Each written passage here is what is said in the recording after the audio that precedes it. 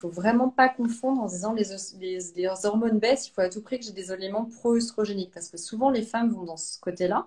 Donc voilà, c'est bien que tu rétablisses la vérité en disant attention, il y a d'abord ça à traiter et C'est ça. comment on fait, comment on peut favoriser justement la régulation de ces oestrogènes par le corps pour que les ratios se rapprochent et qu'il y ait moins de désagréments.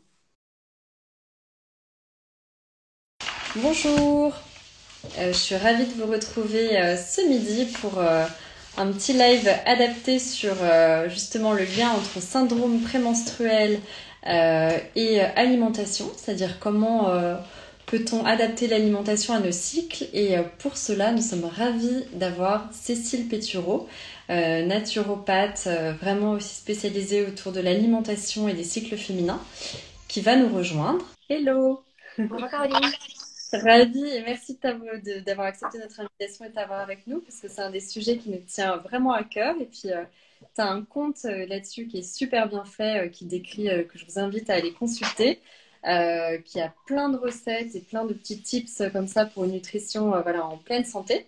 Donc, le but aujourd'hui, le thème, c'est d'aborder un petit peu justement comment on peut adapter l'alimentation à nos cycles.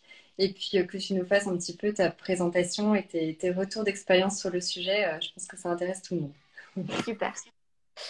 Alors, quelques mots sur effectivement, enfin ma présentation, ça va être très rapide, mais effectivement, donc je m'appelle Cécile Pétureau, je suis naturopathe. J'exerce à Paris, j'exerce aussi à Levallois à l'Institut Raphaël, qui est une maison de l'après-cancer, et j'exerce dans le sud-ouest. Alors, comme tous les naturopathes et tel qu'on nous l'apprend à l'école, je suis généraliste. Ça veut dire que je suis à même de pouvoir accompagner une multitude de problématiques, qu'elles soient féminines ou pas.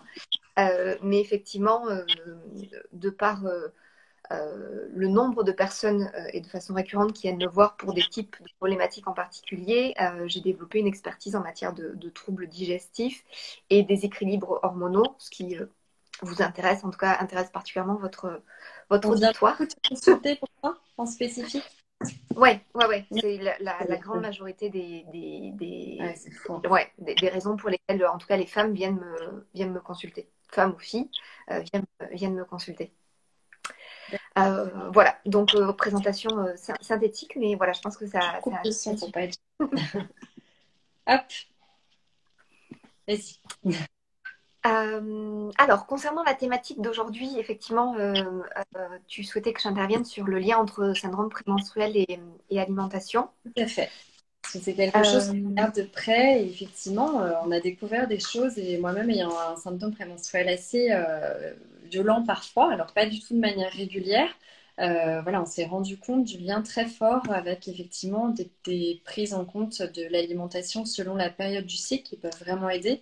Parce que comme tout le monde le sait et l'expérimente de temps en temps, même si c'est pas régulier, bah, le syndrome prémenstruel peut s'accompagner tout d'un coup de troubles digestifs. Alors, il peut y avoir vraiment un ralentissement de la digestion pas longtemps avant les règles, après une accélération, des ballonnements, des espèces de crampes, enfin une série de facteurs qui peuvent très nettement être soulagés par certains ingrédients. Et je trouve que c'est un sujet qui est trop méconnu et qui vaut vraiment la peine d'être abordé parce que finalement, il y a des choses voilà, dans l'assiette à faire qui peuvent avoir des résultats assez étonnants. Ouais, et effectivement, ce qu'on peut rappeler, c'est que finalement, le cycle menstruel, c'est une multitude de fluctuations hormonales, et qu'en fait, l'avantage, c'est que l'alimentation peut nous permettre d'avoir un moyen d'action réel sur plusieurs plans, et notamment, alors le fameux équilibre entre l'oestrogène et la progestérone, dont je sais que vous avez déjà beaucoup parlé à l'occasion des lives, mais qui est une des Les on piliers, va ouais, dire, du que le bien-être. déséquilibre est un des facteurs aggravants et déclenchants de ce fameux syndrome prémenstruel. Donc, il est essentiel de s'en occuper, de pouvoir agir dessus dans ce cas-là. Et l'alimentation, elle permet aussi grandement de réduire le niveau d'inflammation, dont on sait qu'il est aussi un facteur déclenchant du syndrome prémenstruel, en tout cas un niveau élevé d'inflammation, et des règles douloureuses. Donc c'est vrai que la façon dont on va s'alimenter, alors, c'est pas la seule solution, mais à côté de la gestion du stress, de la qualité du sommeil, de l'activité physique, c'est vraiment une des solutions pour pouvoir réduire l'impact de ces symptômes. L'inflammation, en plus, c'est quelque chose de très vrai, c'est-à-dire qu'il ne suffit pas, il y a l'alimentation inflammatoire, c'est vrai, mais comme tu dis, c'est un cercle vicieux. C'est-à-dire qu'on a beaucoup de questions là-dessus, c'est-à-dire que si on n'élimine pas les toxines par le sport, si on est vraiment dans un stress permanent, en fait, de toute façon, on va générer une inflammation qui va être très dure de régler. Donc, il y a toujours ce triptyque, comme tu dis, alimentation, gestion du stress et puis exercice physique qui est extrêmement importante, quoi, qui est la base. Mm.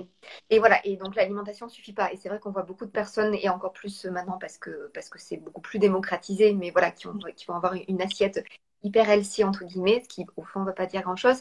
Mais si par ailleurs il y a effectivement notamment beaucoup de Ouais, stress, c'est bien d'avoir l'assiette healthy, mais ça ne suffira pas. Et c'est important d'en avoir conscience, d'avoir tout à fait cette d'accord. prise en charge globale qui est assez caractéristique de la naturopathie et puis de ce que vous communiquez par ailleurs pour avoir des résultats qui soient les plus efficaces et pérennes possibles. Alors, quand tu as des jeunes femmes qui viennent te voir justement, qui parlent de syndrome prémenstruel, comment tu vas essayer d'enquêter pour justement essayer de rééquilibrer leur assiette? Tu leur demandes un peu la manière dont elles mangent, justement, tu fais une enquête sur leur hygiène de vie. Comment tu arrives à donner des pistes là-dessus, en En fait, fait? effectivement, ouais, systématiquement, on passe en revue toutes les habitudes de vie, finalement, quelle que soit la problématique pour laquelle la personne vient, et y compris pour des problématiques hormonales. Et effectivement, moi, je sais quels vont être les facteurs qui vont être soit favorisants, soit aggravants, soit déclencheurs de symptômes caractéristiques du syndrome prémenstruel. Et à ce moment-là, je vais effectivement identifier et poser des questions plus spécifiques sur ces facteurs-là. Alors, d'un point de vue alimentation, clairement, ça va être la consommation de produits laitiers, la consommation de produits pro-inflammatoires, la consommation de Ouais, sucre le raffiné. café, tous les irritants. Voilà. Et grosso modo, et c'est l'objectif ici, de toute façon, est-ce que je donne des conseils pratico-pratiques j'identifie, on va dire, deux grandes catégories d'aliments qui vont être plutôt à réduire, dont la consommation va être plutôt à limiter. Et à l'inverse, trois grandes catégories d'aliments dont on va plutôt augmenter la consommation pour pouvoir D'accord. justement pouvoir moduler la durée et l'intensité de ces troubles. Alors, les deux catégories d'aliments à limiter sont avec assez peu de suspense. Ça va être effectivement les aliments qui vont être pro-inflammatoires, tout simplement, comme je l'ai dit, cette inflammation et ce niveau d'inflammation accru va être un des facteurs déclenchants des syndromes, des troubles liés au syndrome prémenstruel.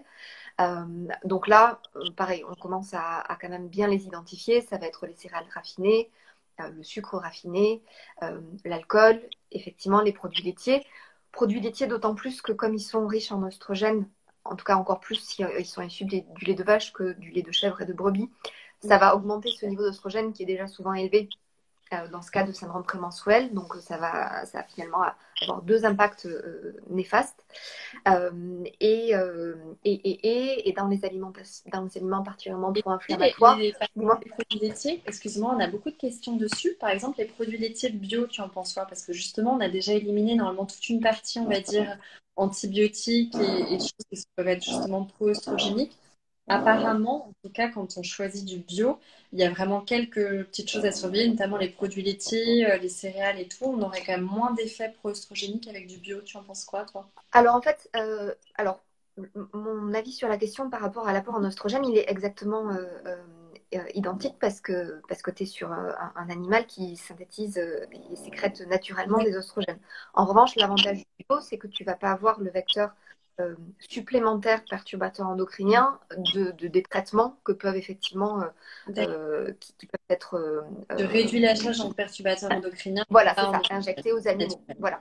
Donc tu D'accord. l'as toujours dans une certaine mesure, mais effectivement, elle est réduite parce que tu n'as déjà pas les traitements soit hormonaux, soit pesticides, enfin pesticides, comment dire, antibiotiques qui vont être éventuellement donnés aux animaux Par qui ne contre, seraient pas sous la filière bleue. ouais, il y a parfois beaucoup de confusion. Donc, je suis complètement d'accord sur la brebis et ce que tu disais en parce que je pense que j'en cherche des choses pratiques. En revanche, attention au soja. Moi, j'ai connu beaucoup de femmes qui prenaient beaucoup pour remplacer justement le lait pro-inflammatoire, qui se gavaient en fait, de yaourt au soja, des choses comme ça. Il faut faire quand même très attention parce que le soja est un des phytoœstrogènes les plus chargés, souvent dans les produits de consommation courante. Et donc, pour le coup, ça a un effet très Ouais, donc effectivement, c'est important. Alors, je m'excuse juste parce qu'il y a des travaux et je pensais qu'on passerait entre les mics, mais il vient de recommencer. J'espère que ça ne va pas être trop embêtant. On n'entend pas. Donc effectivement, soja, je suis parfaitement d'accord. Enfin, disons que le problème, c'est que il y a beaucoup d'études et finalement qui sont assez contradictoires. Donc moi, j'avoue qu'en tant que naturopathe, j'ai du mal à me faire une idée extrêmement précise. Pareil, Et donc du coup, pose des publications, voilà, c'est... dans un souci de précaution, et comme tout aliment, quoi qu'il en soit, je vais plutôt donner la, comment on dit, la consommation avec parcimonie, ou en tout cas en alternant avec d'autres sources de lait végétaux, plutôt que d'être exclusivement sur le soja. Donc effectivement, la teneur en phytoestrogène va être d'autant plus importante qu'on est sur du yaourt ou du lait que sur du tofu lacto-fermenté, par exemple. Donc c'est effectivement important d'être attentif par rapport à ça et de ne pas mettre tous ses œufs dans le même panier. Et donc, tu disais, donc on a les produits inflammatoires, Donc, comme je te disais effectivement, voilà, l'alcool, les produits raffinés, les produits laitiers, à c'est ça. éviter. Et puis la caféine, exactement, et également à laquelle on ne pense pas systématiquement, mais c'est pareil, c'est pro-inflammatoire. Alors après, c'est tout. Je ne suis pas une ayatollah, donc tout est une idée de régularité, de fréquence, de quantité consommée. Donc il n'y a pas nécessairement besoin de tout éliminer. Et en fait, ça va être à la personne de réussir à trouver cet équilibre. C'est vrai que dans un premier temps, pour avoir des résultats justement rapides et pour pouvoir identifier lesquels parmi ces catégories d'aliments vont être particulièrement néfastes pour la personne, ça a du sens d'être la plus rigoureuse possible dans la diminution de la consommation dans un premier temps. Mais c'est quelque chose, enfin, voilà, il faut vraiment qu'on réussisse à trouver l'équilibre et que ce soit pas quelque chose qui soit hyper Non. contraignant parce que, encore une fois, le stress qui va être créé va du coup venir Oui, contrebalancer les bienfaits que pourrait très avoir intéressante. Je rebondis, moi, ce que j'aime beaucoup dans la naturopathie, c'est que souvent, en fait, vraiment, vous prenez le temps de voir ce qui se passe au niveau alimentation chez la personne, pas que ce soit une révolution du jour au lendemain. Parce qu'on parlait des phytoestrogènes, typiquement, on se rend compte que tout ce qui est soja, ça a souvent une influence très bénéfique dans les populations asiatiques, notamment au Japon et tout. Ils l'ont intégré de manière très forte dans leur alimentation depuis des années. Donc en fait, ils ont un microbiote adapté qui font qu'ils utilisent plutôt bien ces phytoestrogènes, ce qui n'est pas du tout garanti justement chez des Caucasiens ou d'autres profils qui l'intégreraient de manière assez brutale dans leur alimentation. Et en fait, je pense qu'il y a quelque chose de très vrai, tu le vois au niveau des perturbations endocriniennes, c'est que quand on change son régime du jour au lendemain de manière trop stricte par rapport à ce qu'on s'était créé comme écosystème, c'est-à-dire qu'on s'éloigne trop de nos habitudes, ça peut créer des perturbations endocriniennes. Donc c'est assez étonnant. Et effectivement, ce que j'aime beaucoup dans l'approche de la naturopathie, c'est que c'est quelque chose qui se fait graduellement, c'est-à-dire d'arriver à regarder là où ça pêche, créer un nouvel équilibre, mais en partant de nos habitudes en fait. C'est ça, voilà. Parce que c'est que comme ça que ce sera effectivement pérenne. Toujours Oui, pareil. exactement. Ouais.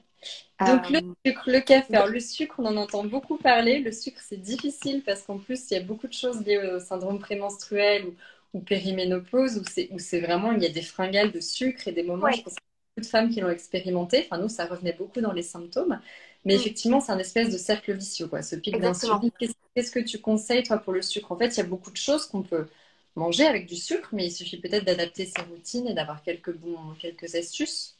Ouais, il y a effectivement une multitude et maintenant qui sont de plus en plus démocratisées d'alternatives déjà au Ouais. sucre raffiné, si on est sur du sucre de coco, du sucre complet, muscovada ou rapadura par exemple. Ensuite, finalement, la base de la base avant de trouver des alternatives, c'est déjà d'avoir un petit déjeuner qui soit plutôt protéiné que sucré. Dès lors Mhm. qu'on prend un petit déjeuner. C'est tout bête, mais effectivement, plus l'apport de sucre va être retardé dans la journée et moins l'appétence va être importante. Donc Ouais. ça, c'est extrêmement Oui, c'est basique, mais vrai. extrêmement facile à C'est mettre en surtout en place fin déjà. d'après-midi que le sucre était mieux absorbé, c'est ça? C'est vers la fin Il y a d'après-midi. effectivement, il y a physiologiquement une hausse de l'insuline et donc du coup une métabolisation qui est plus facile. Et puis quelque chose qui nous permet, encore une fois, parce qu'on est dans une globalité de jouer sur ces envies de sucre, c'est aussi d'augmenter la synthèse de sérotonine. Et ça fera partie justement des aliments sur lesquels je vais insister dans le cadre de ces catégories d'aliments dont il est judicieux d'augmenter la consommation.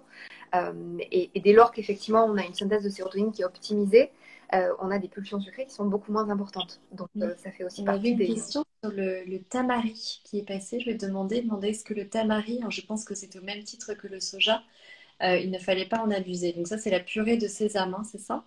Alors non, le tamari c'est la sauce soja mais sans gluten, contrairement à la sauce soja Ah, je confonds avec l'autre, oui. classique. Merci, Tu Cécile. peux mettre le miso, c'est pas grave. Ah, Donc c'est pareil, ne pas en abuser. Après, bon, logiquement, vous vous doutez bien, la teneur en phytoestrogène sur une sauce soja, elle n'a rien à voir avec la teneur en phytoestrogène d'un verre de lait de soja. Donc ça veut dire qu'effectivement, dans l'absolu, et comme tout, c'est important de varier et que ce ne soit pas la seule façon dont vous allez assaisonner vos plats. Euh, mais mais avec ça, modération, il n'y a mais pas de... voilà, mais il Il ne n'y a faut pas de pas raison de s'en diaboliser le inquiéter par soja. Il ne faut pas l'introduire de manière massive dans son alimentation du jour au lendemain parce que voilà, on ne maîtrise pas forcément tous les tenants et les aboutissants et puis ça a forcément un effet potentiel phytoœstrogénique, quoi. Voilà, mais dans des quantités d'assaisonnement, il n'y a pas, Oui, il y a pas pas diaboliser tout raison ce qui est aussi. c'est ça, il n'y a vraiment pas raison de raison de s'inquiéter. Et l'attention juste particulière, et justement, c'est ma deuxième catégorie d'aliments à limiter, ça va être la teneur en sel. Et effectivement, la sauce soja, le Ouais. tamari sont assez riches en sel, donc c'est important de soit en consommation plutôt ponctuelle, soit acheter les équivalences qu'on trouve avec une teneur allégée en sel, qui permettent du coup d'en consommer de façon plus régulière, sans avoir l'effet délétère de l'apport en sel excessif, qui nous permettra justement de jouer sur la tendance à la rétention d'eau aux jambes lourdes, qui peuvent être des symptômes caractéristiques de ce syndrome prémenstruel. Tout à fait. Après, en même temps, pour l'équilibre hormonal, c'est vrai qu'il y a une question, parfois on aborde assez peu, mais c'est la teneur en iode, c'est-à-dire que l'iode est quand même un ingrédient essentiel à l'équilibre hormonal, donc on peut retrouver dans d'autres produits, hein, on en dit des huiles, enfin tout ce qui est produit de la mer en général, mais c'est vrai que c'est aussi important de regarder les sels qui sont riches en iode, parce qu'il y a eu beaucoup de modes de sel de Guérande, etc., qui en fait sont complètement dépourvus d'iode, et on a quand même tendance dans l'alimentation en général, quand on regarde les grandes études, à avoir des carences en iode. Donc c'est encore une fois, c'est ce que tu dis, réduit en sodium, c'est bien. Par contre, ouais, des sels enrichis en iode ou iodés, c'est quand même pas mal à regarder parce qu'on a tendance à laisser un petit peu parfois ça de côté. Ouais, et par rapport à l'apport d'iode, tu vois, moi je préfère recommander plutôt les algues. Alors, Ouais, quand effectivement on aime ou on très n'aime pas, mais ça de tester parce que les algues déshydratées parsemées justement sur des légumes, ça donne ce côté. ouais. Donc, l'apport en iode et le côté justement iodé salé qui permet d'éviter l'apport de sel. Et puis ensuite, il y a le fameux tartare d'algues qu'on trouve en magasin bio ou qu'on peut faire soi-même si on aime bien cuisiner, qui permet d'agrémenter voilà, plein de légumes, qui est très Ouais, bon avec c'est vrai. en tartine sur du bon pain et ça permet d'avoir cet apport en algues et en iode qui se rajoute à l'iode qu'on peut Sans avoir. rajouter du sel ou c'est sur du sel, ouais. C'est ça, Super. voilà, exactement. Alors, quels sont justement, on avait parlé, donc tu disais donc ces éléments à éviter, Ouais. euh, les éléments que tu favorises dans ces cas-là quand quelqu'un a des... Alors du coup, j'en ai identifié trois. Première catégorie d'aliments, naturellement, ça va être les aliments qui vont avoir des propriétés anti-inflammatoires, puisque l'objectif c'est de diminuer ce niveau d'inflammation qui va attiser le syndrome prémenstruel.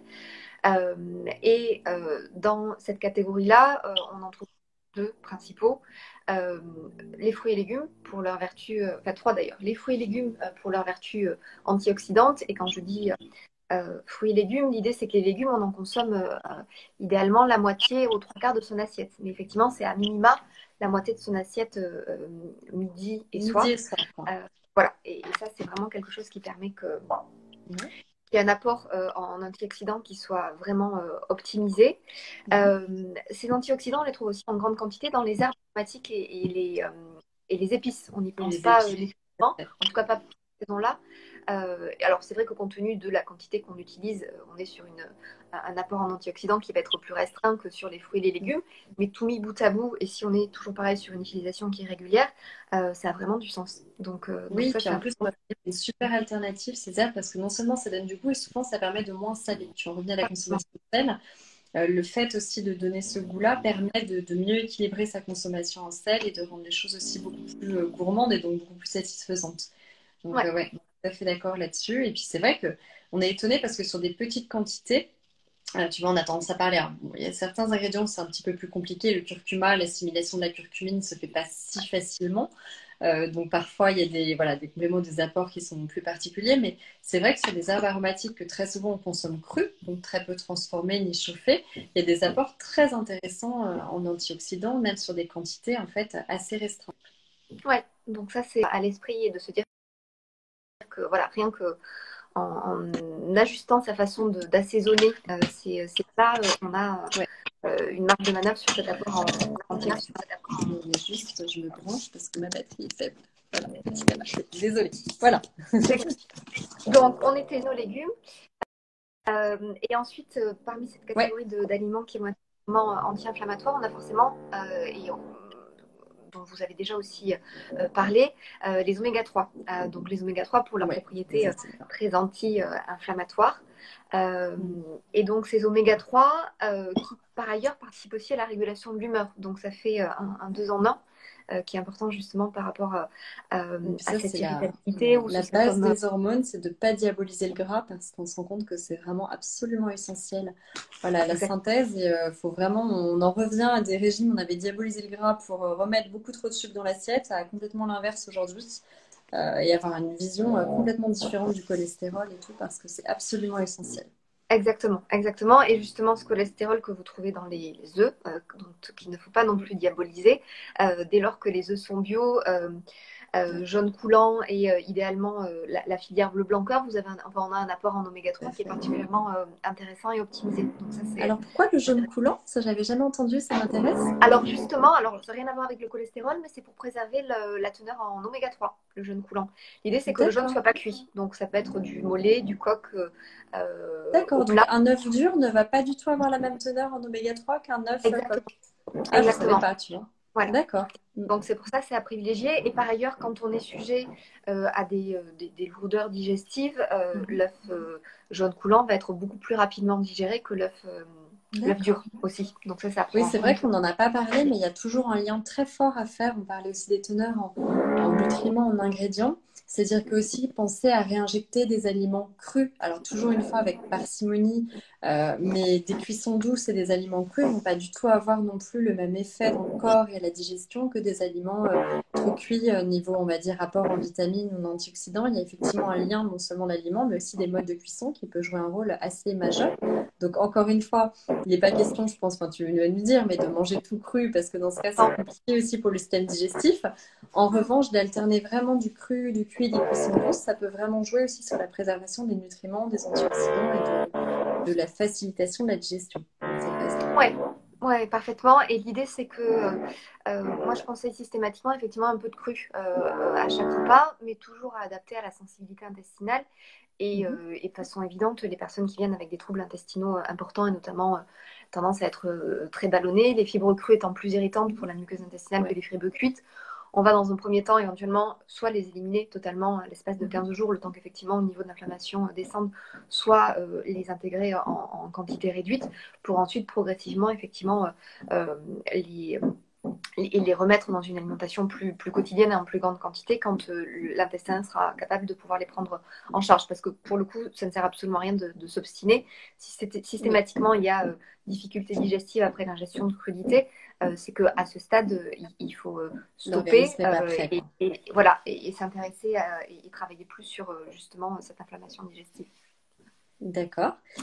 Au niveau des principaux symptômes justement qu'on peut expérimenter, sur quoi on peut agir dans le syndrome prémenstruel? On a parlé des ballonnements, on a parlé un petit peu des lourdeurs, de la rétention d'eau. Sur quoi on peut agir en fait le plus vite selon toi? Est-ce qu'il faut manger des choses particulières à certaines phases du cycle, au moment où on le ressent ou un petit peu avant? Tu vois, comment Alors, on gère un petit peu ça? ouais, alors par rapport à ce syndrome prémenstruel, l'idée c'est que, et c'est un peu comme tout, c'est malheureusement pas parce que il y a juste une attention particulière qui est portée sur les quelques jours Oui. des troubles que ça va suffire. L'idée c'est que vraiment on Ouais, soit on est sur d'accord. un réglage global qui permette d'avoir de base un niveau d'inflammation qui va être réduit, euh, d'avoir un fonctionnement qui va permettre justement de ne pas attiser un déséquilibre entre l'oestrogène et la progestérone, et on va en parler notamment de la façon dont on peut le faire au niveau dont on peut y contribuer au niveau de l'alimentation.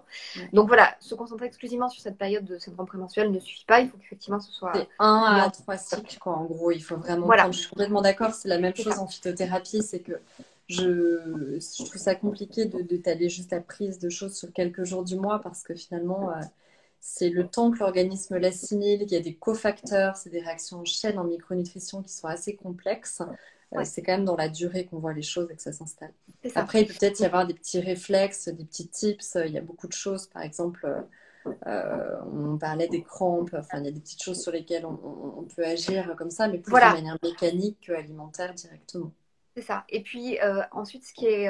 alors effectivement, pour qu'on ait un résultat qui soit pérenne et suffisamment probant, l'idée c'est que ce réglage alimentaire, il soit fait finalement tout au long du cycle et pas simplement ciblé sur le syndrome prémenstruel.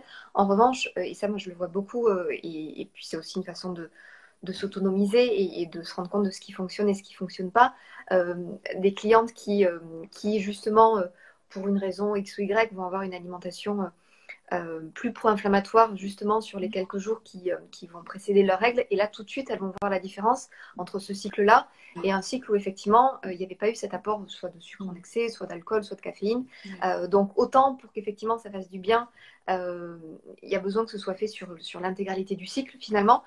Autant pour que ça fasse du mal, Ça va très vite. La voilà, période des ça fêtes ou les choses comme c'est ça, ça. on peut très vite se rendre compte que tout d'un coup, ouais, je suis complètement ouais. C'est ça. Ça va plus vite. Donc, Malheureusement. encore une fois, ça ne veut pas dire qu'il faut être ayatollah et forcément. Ouais. Mais c'est que voilà, c'est cet équilibre à trouver et éventuellement ce seuil au-delà duquel on sait qu'on aura un impact néfaste et en deçà duquel le corps va gérer et il n'y a rien de problématique. Donc, ça, c'est par rapport à l'alimentation. Ce sur quoi, effectivement, on peut jouer en plus des ballonnements, la rétention d'eau, des lourdeurs digestives, ça va être la fatigue, à l'inverse, l'énergie. Naturellement, dès lors que le niveau d'inflammation va baisser et qu'on a une alimentation qui va apporter une quantité d'antioxydants importante, des oméga 3, des vitamines, on a un niveau d'énergie qui est nécessairement optimisé. Et puis, un symptôme qui est extrêmement récurrent aussi, c'est celui de l'humeur, donc soit extrêmement irritable, soit, alors sans aller vers la dépression, mais en tout cas une tristesse importante.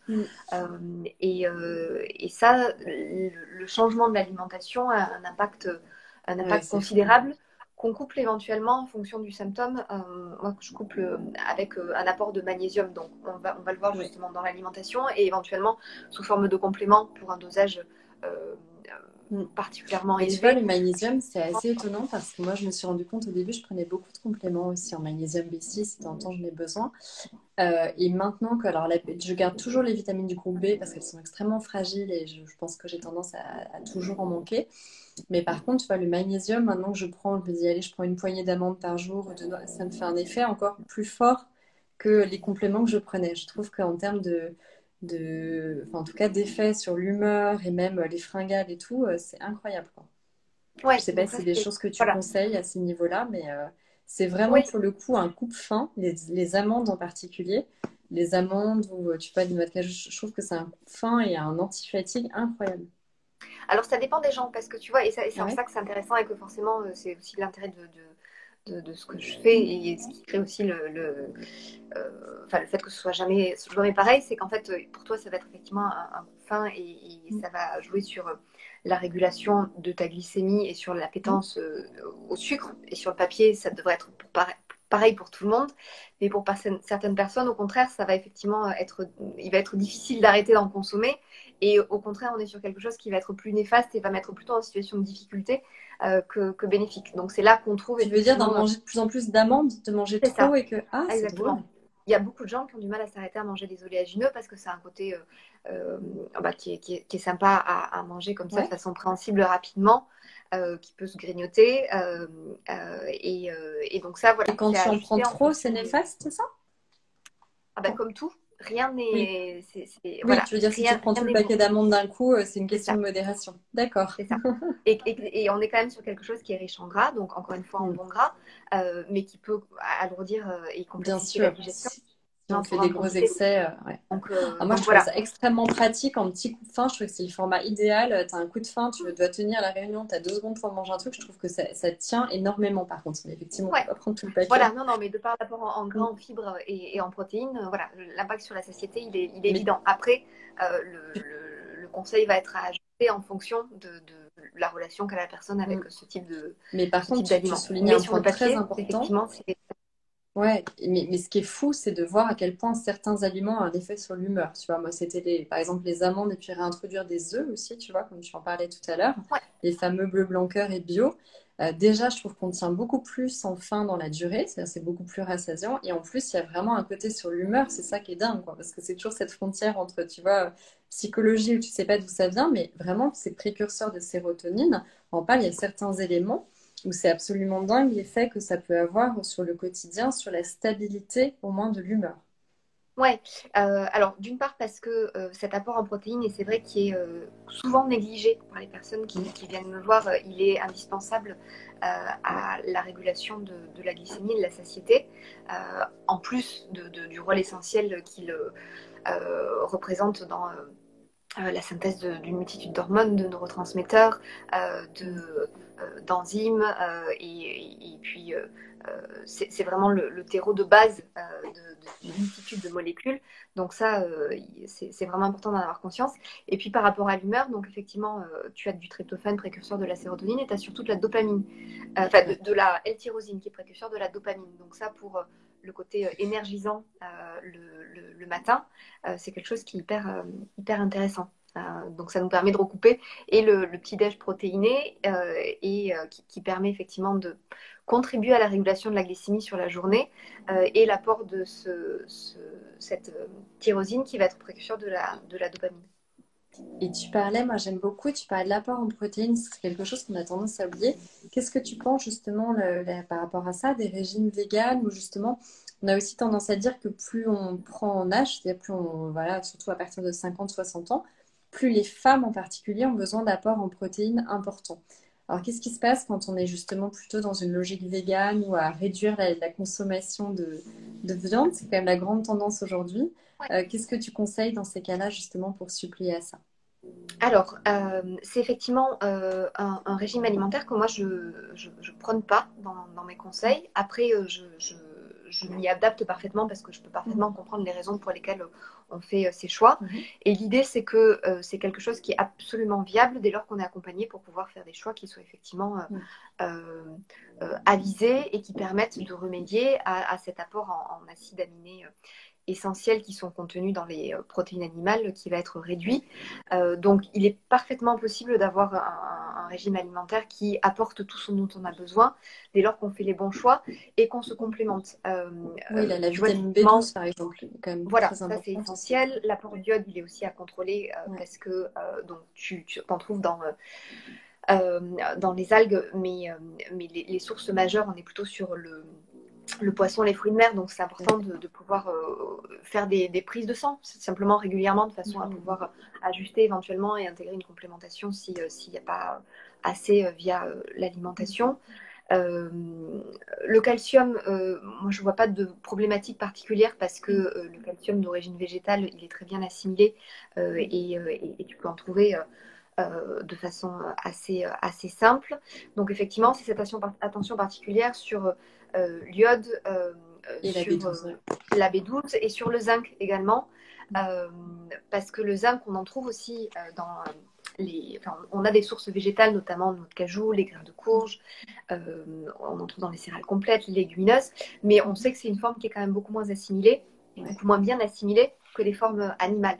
Donc c'est Mm. pareil, c'est quelque chose à contrôler et Et oui, oui. éventuellement Au niveau des bonnes graisses, ça pose moins de problèmes parce qu'il y avait aussi un petit peu le même débat sur les graisses plus assimilables, ouais, quand c'est même. ça. C'est-à-dire que le régime végétarien paraît très adapté parce que dès qu'il y a du poisson et de l'œuf, bah déjà, il y a des apports essentiels qui sont notamment les poissons gras qui sont très vite apportés. Mais effectivement, sur le vegan, c'est toujours un petit peu ce qui revient, quoi. C'est-à-dire que, C'est ça. Et attention. j'allais y venir.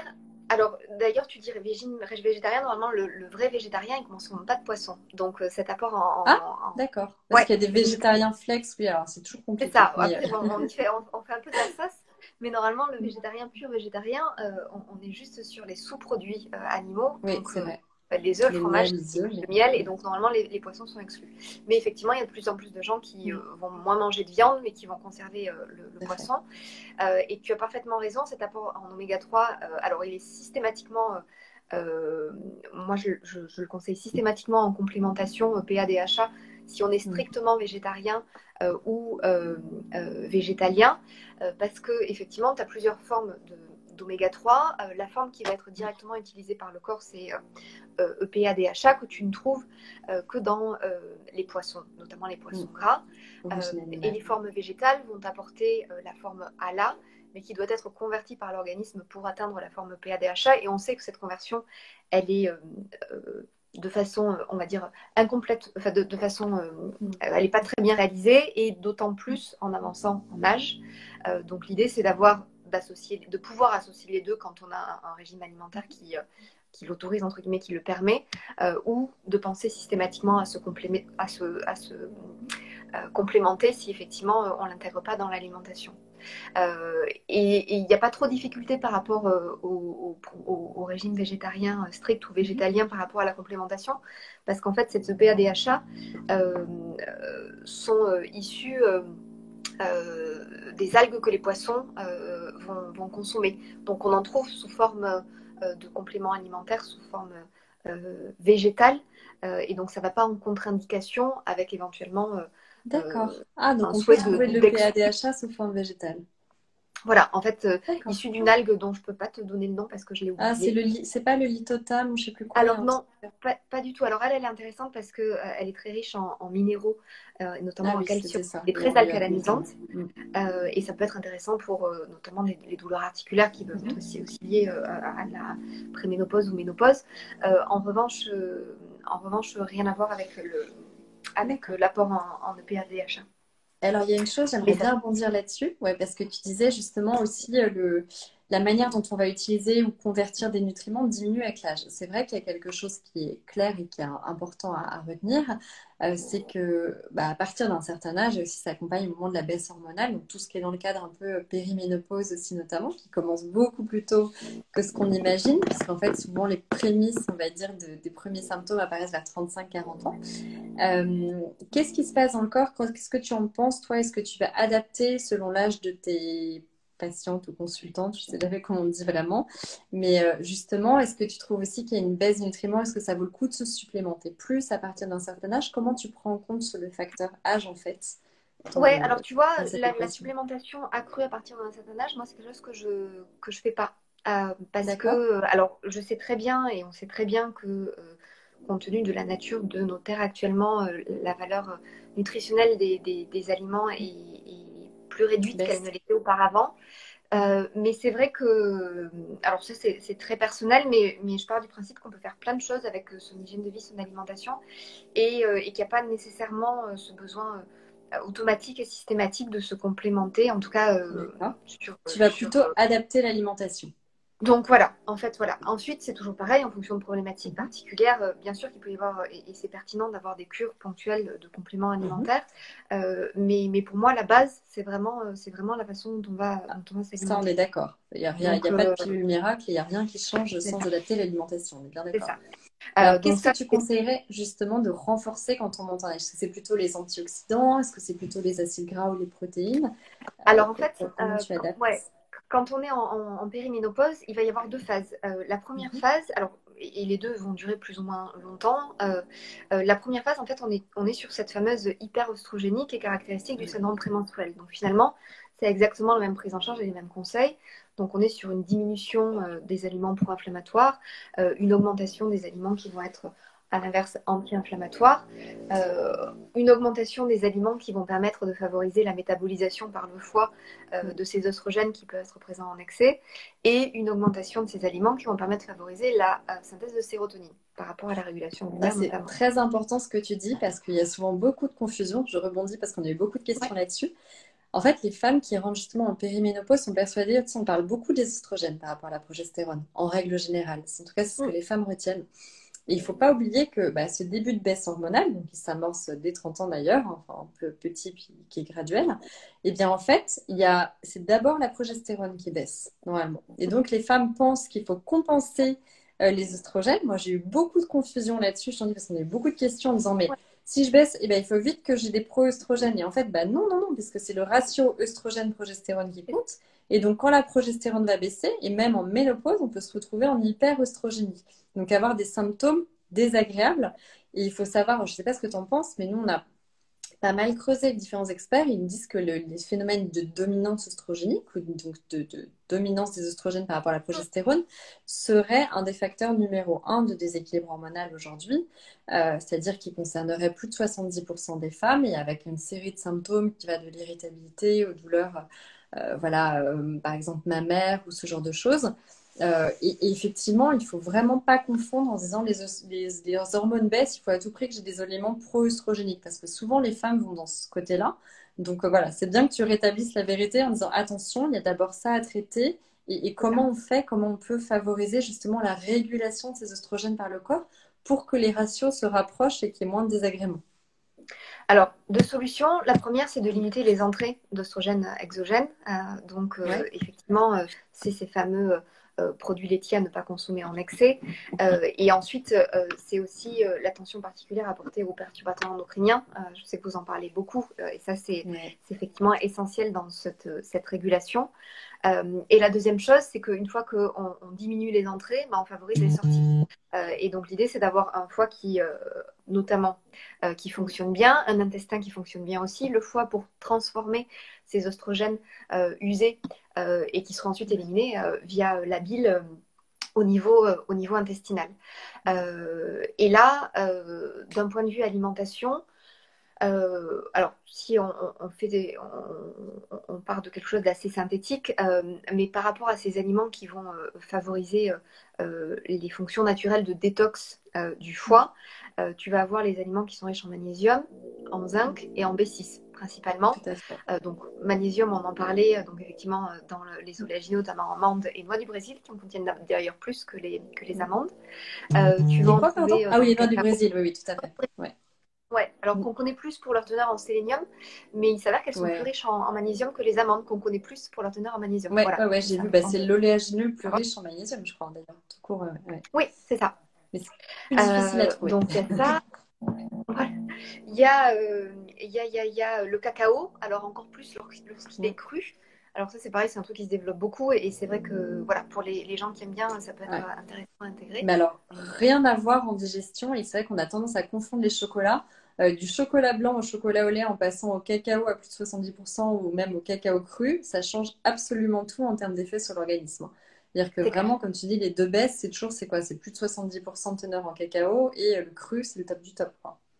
Oui, alors en fait, cru, c'est effectivement le top du top dans le sens où tu n'as pas de torréfaction et tu as une Ouais. cuisson qui est en deçà de 42 degrés, donc une préservation de l'apport nutritionnel qui va être forcément beaucoup plus optimisée que quelque chose Mm. qui aurait été torréfié à une température euh, élevée. Donc ça, c'est les trucs sympas à grignoter. Et au niveau des légumes, ça va être tous les légumes à feuilles vertes. Ouais. Bon, là, c'est quand même particulièrement la saison, les brocolis, les blettes, Brocoli, l'épinard, tout à ce fait. genre Et il y a ce une genre de chose dont tu choses. as parlé que je trouve très intéressante. Tu dis effectivement, il y a soutenir le foie, c'est-à-dire avoir tous les cofacteurs de la régulation hormonale. Donc, par exemple, vitamines groupe B, tu parlais du zinc, du magnésium, etc. Mais il y a aussi également la sortie, parce qu'il y a quelque chose qui est peu connu. C'est, bah, en fait, il y a le foie, évidemment, oui, qu'il faut soutenir. Mais après, si on a une mauvaise digestion derrière, c'est vrai que les émonctoires, ça va commencer par le foie pour évacuer. Puis après, il y a aussi le transit, c'est-à-dire que finalement, plus on est constipé, bah, plus on va aussi retenir des oestrogènes circulants. Et il C'est faut ça, aussi, il y a une partie des fibres qui me paraît intéressante aussi, non? Tu en penses exactement. quoi? Ouais. Voilà, et c'est exactement ce que j'allais te dire par Ah, rapport à pardon. l'élimination. Non, non, mais c'est parfait. Mm. Par rapport à l'élimination, Mm. c'est l'apport de fibres qui est effectivement Ouais. indispensable pour favoriser ce fameux péristaltisme intestinal Mm. qui fait que les matières avancent et qu'on a un transit de meilleure qualité. Et là, pour le coup, bon, c'est quand même vraiment pas compliqué parce qu'on Mm. en trouve dans les fruits, les légumes, les céréales idéalement complètes et semi-complètes, les oléagineux, les légumineuses. Mm. Donc ça, c'est quelque chose qui, au quotidien, quand on accorde une petite attention à son alimentation, est quand même très facile à intégrer. Voilà. Oui, puis je trouve que les fibres, il y a aussi quelque chose qui est intéressant, c'est que pour le coup, c'est quelque chose qui peut se prendre en, comment dire, de manière aussi assez ponctuelle. Moi, je sais qu'il y a beaucoup de femmes aussi qui souffrent d'un ralentissement intestinal, tu vois, juste avant les règles ou dans la période juste avant les règles, où on est un peu constipé, ballonné, etc. Et là, pour le coup, c'est quelque chose, un vrai apport en fibres. Par exemple, on va réintroduire, tu vois, des flocons d'avoine ou quelque chose, voilà, de très riche en Oui, ça va fibres. très vite. Pour le coup, ça va Oui, très vite. ça va très vite et ça, je pense que ça peut être un des petits appoints en fait de soulagement où on peut voir un effet direct qui permet de soulager pas mal de symptômes. En tout cas, on a Ouais, eu pas mal de parfaitement. témoignages là-dessus et Ouais, je ouais, trouve que ouais, c'est je une suis des choses parfaitement d'accord. Et importantes. veiller, alors c'est pareil, c'est un basique, mais c'est important de le répéter, veiller à sa consommation d'eau, parce que c'est pareil, on peut manger plein de fibres. Si on ne boit Complètement. pas, ce sera quand même pas Ouais. optimum. Ça, En plus le fait, il y a mouvement. l'apport en amont, c'est exactement ce que tu disais, les entrées, de surveiller les polluants, les entrées, etc. Puis de vérifier la manière dont ça circule et donc c'est utilisé par l'organisme. Et pour ça, bah, le transit reste absolument central, quoi. De vérifier la qualité du transit, c'est au même titre que de vérifier en fait, voilà, la régularité. C'est vraiment un indicateur de santé qui est important, quoi. Ouais. Et tu vois, c'est vrai que moi, en consultation, systématiquement, quand j'ai affaire à un syndrome prémenstruel particulièrement marqué, donc je me dis tout de suite, donc euh, hyper-oestrogénie. Et quand je pense hyper-oestrogénie, je pense tout de suite foie et Ouais. éventuellement dysbiose au niveau intestinal. Alors, sans j'en vais sur une dysbiose, mais en tout cas un déséquilibre au niveau intestinal qui Mhm. pourrait expliquer que justement, il n'y ait pas une élimination qui soit optimale. Donc, c'est nécessairement les deux axes Ouais. systématiques sur lesquels on va travailler en parallèle, justement, de cette réduction d'entrée et de cette variable alimentation Mm. pour avoir Non, une mais c'est action très totale. clair. On en a reparlé. Donc, effectivement, éliminer les anti-inflammatoires, réintroduire les antioxydants, les cofacteurs de la régulation hormonale qui soutiennent le foie et la digestion. Et puis, voilà, ne pas hésiter à réintégrer des fibres aussi en ponctuel et puis vraiment avoir ces apports en acides gras essentiels. J'ai une petite question bonus parce que je pense que tu as abordé plein de choses de manière super intéressante. Mais qu'est-ce que tu penses? C'est-à-dire que est-ce que quelqu'un qui vient te consulter, qui est assez jeune, qui a un syndrome prémenstruel assez marqué, est-ce que si ce n'est pas traité, est-ce que ça peut s'aggraver dans le temps? Est-ce que ça peut être annonciateur aussi des symptômes de périménopause un peu plus... Qu'est-ce que tu penses du lien justement entre le syndrome prémenstruel classique et est-ce que ça peut s'amplifier si le terrain n'est pas traité justement à la périménopause? On entend beaucoup en fait pour avoir discuté avec beaucoup d'experts, ils te disent bah, en fait c'est vraiment le terrain pardon, qui se prépare quelques temps avant pour vraiment voilà, le mieux vivre cette période. Qu'est-ce que tu en penses toi à travers ton expérience? Bah, effectivement, je suis parfaitement d'accord parce qu'en fait, comme on est. Alors, les mécanismes d'action exacts des causes précises de ce syndrome prémenstruel, elles sont encore parfaitement identifiées, mais il y a quand même certaines pistes qui sont ciblées. Et donc, on a ce fameux déséquilibre du ratio oestrogène-progestérone, on a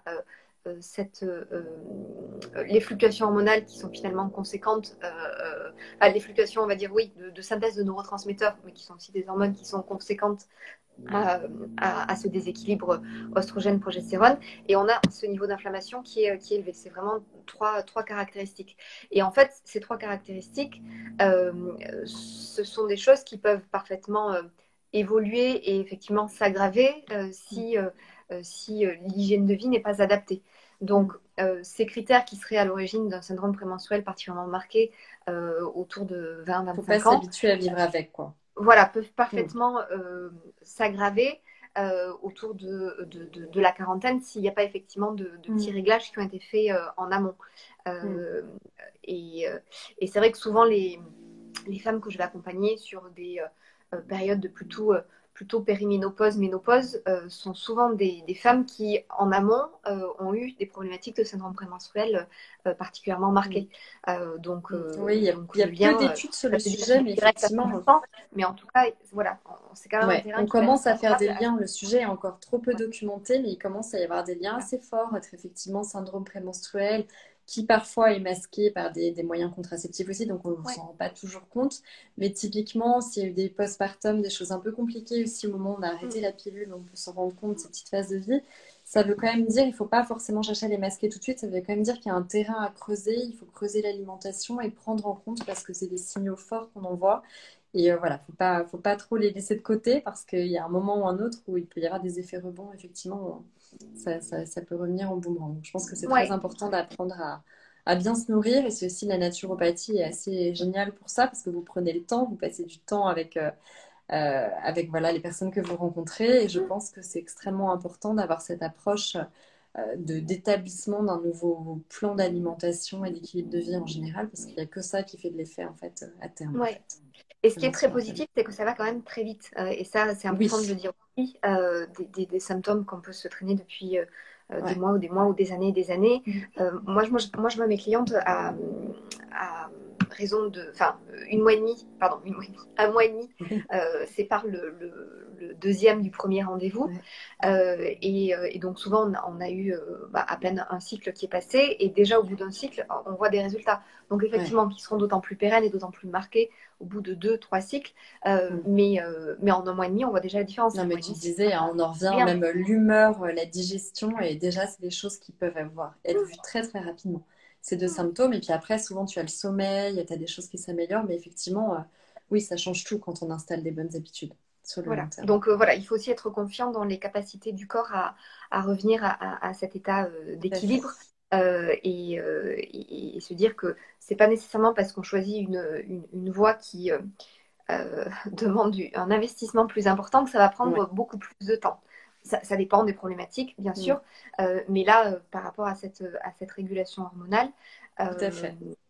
on voit vraiment des résultats Et je te rapides. remercie pour le message, parce que souvent, effectivement, les hormones, ça paraît comme un gros mot, un tabou, on n'ose pas y toucher, on délègue, il y a la pilule, Mm. etc. Or, finalement, c'est un espèce de bain dynamique dans lequel on vit. Il peut y avoir des effets assez rapides par rapport à d'autres choses comme le microbiote. On sait que ça prend beaucoup plus de temps pour le coup de faire évoluer le microbiote intestinal ou autre. Bah, les hormones, sur toutes les études qu'on voit, en l'espace de quelques semaines, il peut y avoir des effets assez marqués sur des choses hyper importantes niveau qualité de vie. Tu parles de humeur, sommeil. Donc, et j'aime beaucoup l'approche, là, je pense que c'est le beau mot de la fin, mais nous on est vraiment là-dessus, c'est-à-dire que le corps a toujours la capacité de revenir à son état d'équilibre si jamais on ne le prend pas trop tard. On parle de hors pathologie. Quand on a des signaux, c'est vraiment important de les écouter parce qu'on peut vraiment trouver son équilibre. Et comme tu dis, on est toutes biochimiquement différentes, donc ça prendra certainement des formes. C'est pas en mangeant strictement les mêmes aliments chez deux personnes qu'on aura les mêmes sécrétions de sérotonine, d'hormones. Et ça, c'est les mystères du corps qu'on n'explique pas toujours. Mais vraiment de suivre dans la durée, d'installer des nouvelles habitudes, voilà, notamment avec des naturopathes, ça donne des résultats extrêmement probants sur tout ce qui est gestion du syndrome prémenstruel, de la périménopause. Et voilà, on a eu quelques témoignages pendant ce live, mais n'hésitez pas à poser des questions sur des gens qui ont dit, bah voilà, super expérience avec des naturopathes. Vraiment, je trouve que c'est vraiment extrêmement adapté dans ce type de cas. Bah, Je ne peux merci que beaucoup. Si vous avez des questions, n'hésitez pas. Et puis on en répondra suite au replay. Merci beaucoup, Cécile. C'était passionnant. Merci beaucoup. Voilà, n'hésitez pas à poser vos questions. Même après, on y répondra. Et je ferai suivre à Cécile. Et puis, Avec bah, bon après-midi à tous.